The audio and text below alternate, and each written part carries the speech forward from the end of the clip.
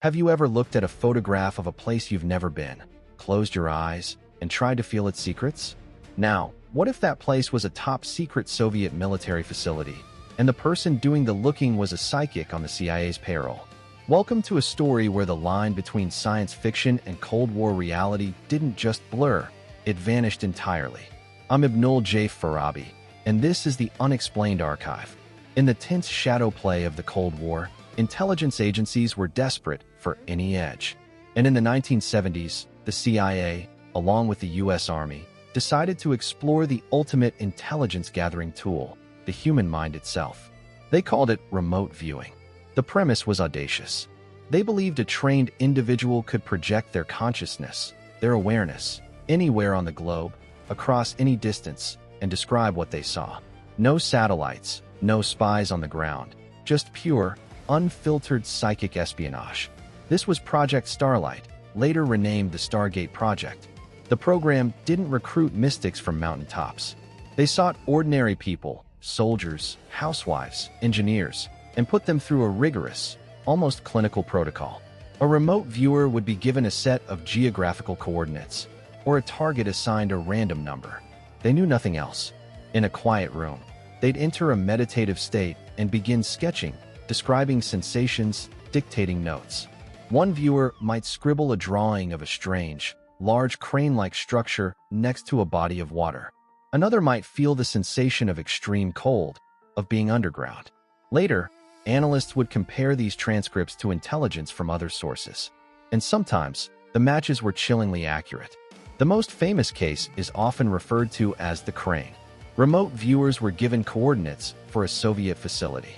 They described, in detail, a massive gantry crane, buildings of specific dimensions, and even the construction of new submarines.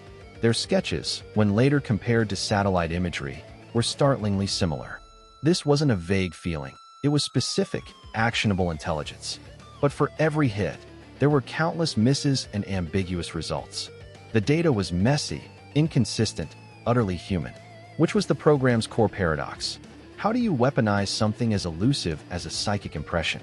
The project ran for over 2 decades at a cost of millions of dollars, shrouded in extreme secrecy.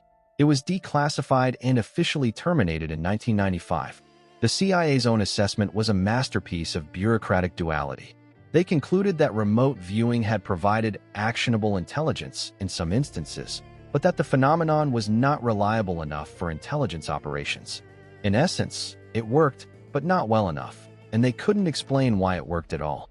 The files were released, not with a bang, but with a deeply perplexed shrug from the U.S. government.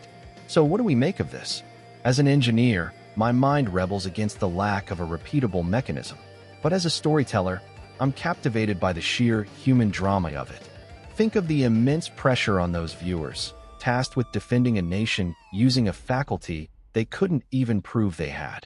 It speaks to a profound, ancient hope that the human mind might hold latent abilities that transcend our physical limits.